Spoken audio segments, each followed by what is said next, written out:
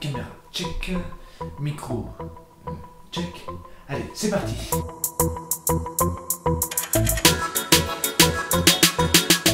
Bonjour, bienvenue pour une nouvelle vidéo, j'espère que vous allez bien.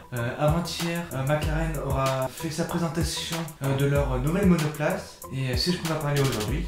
À première vue d'œil, on n'a pas trop de gros changements au niveau de la couleur ou de la forme de la voiture, mais si on regarde bien les détails, on va vraiment voir qu'il y a quand même quelques changements et qui ont été mis en œuvre à cause du nouveau règlement 2021. Ce qu'il faut savoir, c'est que le nouveau règlement 2021 qui devait normalement venir a été repoussé à cause du Covid-19. Mais bon, là on n'est pas sur ce sujet, on va plutôt parler de la nouvelle McLaren.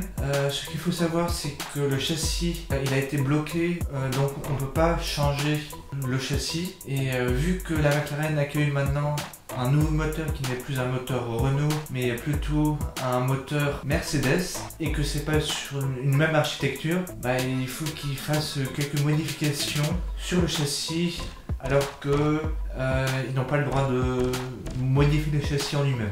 Et à propos du châssis, ils ont rallongé un petit peu la distance entre les deux roues avant et arrière. Et vous vous posez sûrement la question, mais pourquoi est-ce qu'on fait ça? C'est souvent pour agrandir le fond plat, donc c'est le plateau qui est sous la voiture et ça permet à ce qu'il y ait plus d'air qui va sous la voiture et ça permet d'améliorer l'appui aérodynamique. À propos de nouveaux règlements 2021, la FIA voulait que l'on raccourcisse la largeur de l'arrière du front plat et je trouve que McLaren ils ont eu une bonne solution pour régler ce problème parce qu'avant il était relativement large pour qu'il y ait beaucoup de vent qui passe en dessous pour que le train arrière colle bien. Je trouve qu'ils ont relativement bien travaillé sur l'arrière de la voiture, surtout avec le petit encart qui est devant le pneu pour maximiser la surface qu'ils ont pu ou qu'ils ont eu le droit d'utiliser. En parlant des ailerons, on pourra remarquer au niveau de l'aileron avant, les deux morceaux de carbone qui sont au niveau du nez, ils ont été raccourcis pour pouvoir avoir un meilleur flux d'air,